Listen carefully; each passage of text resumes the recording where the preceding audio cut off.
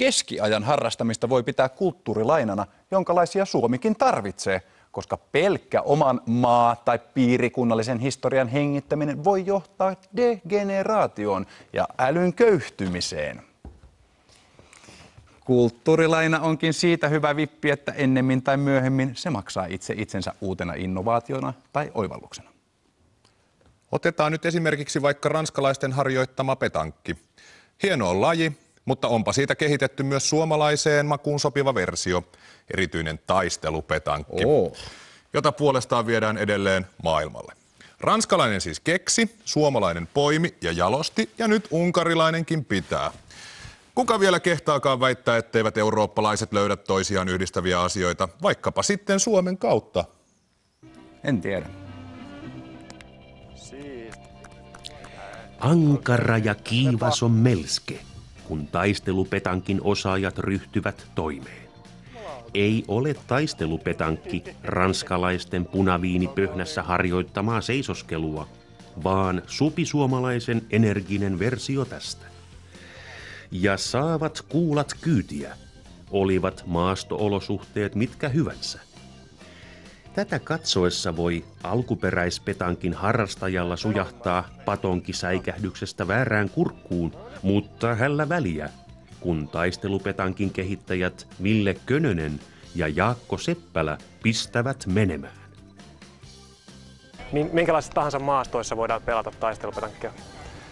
Juurakkoinen mökkimaasto ja kumpuileva nurmikko niin toimii ihan loistavasti. Joo, eikä mitään ikävä, ei tämä ole fyysinen laji kuitenkaan silleen, että kun kyykkyy saattaa joutua, joskus se poimii pallot maasta ja siihen pystyy, niin sitten se heittää vähän, niin se riittää kyllä taistelupetankin ihan hyvin. Se on kuitenkin sellaista tavallaan rehtiä, sellaista kilpahenkeä sikäli, että tässä monta kertaa yritetään heittää täysin jonkun toisen kuulaa. Niin se on se terapeuttista, kun saa paiskoa sellaista 800 gramman rautakuulaa täysiä täällä kalliolla. Ja sitten tavallaan kun osuu hyvin ja sitten toisen kuula saattaa pomppia, tällaisessakin maastossa saattaa pomppia 50 metriä alamäkeä, niin kyllä se on se terapeuttista aina viedä kaveria niin sanotusti tukasta. Joo, siinä pitää nöyrtyä monet kerrat. Taistelupetankin säännöt ovat tässä lähetysajassa liian moniulotteiset kerrattavaksi, mutta pähkinän kuori on tämä. Pelataan kuin petankkia, mutta missä hyvänsä ja aggressiivisesti. Vaan ei ole taistelupetankki pelkkää huutoa ja huitomista, vaan myös maltilla ja järjellä on vankka sijansa menestyksekkäässä kilvoittelussa.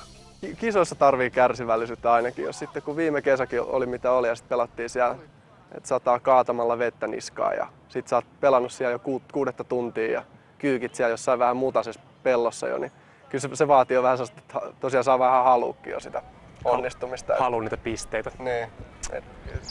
No uteliaita on kyllä ollut jonkun verran noissa maastoissa. Me tosiaan ei pelata millään rajatulla alueella, vaan esimerkiksi täällä kaivopuistossa, niin koko kaivopuisto on käytännössä käytössä. Niin kyllähän täällä ihmisiä sitten liikkuu ja jää seuraamaan. Hyvää palautetta. Ja muutenkin vastaanottohalu silleen älyttömän hyvä.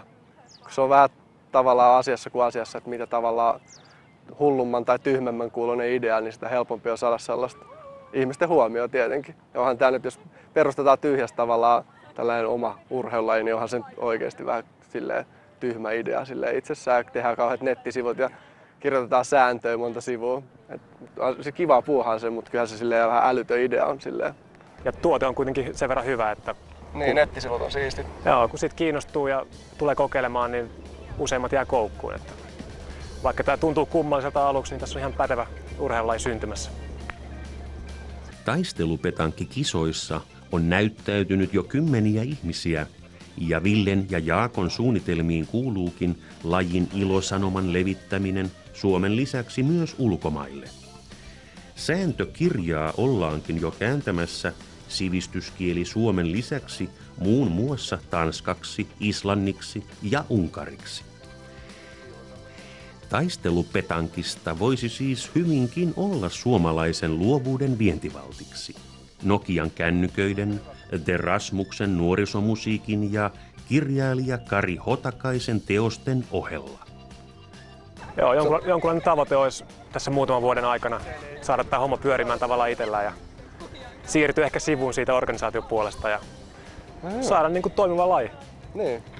Joo, Ettei se ole kaikki niin kuin pienen porukan käsissä, vaan niin, että oikeasti lajia harrastettaisiin ympäriinsä. Kaikilla on ideoita. Mutta pitää tehdä valmista.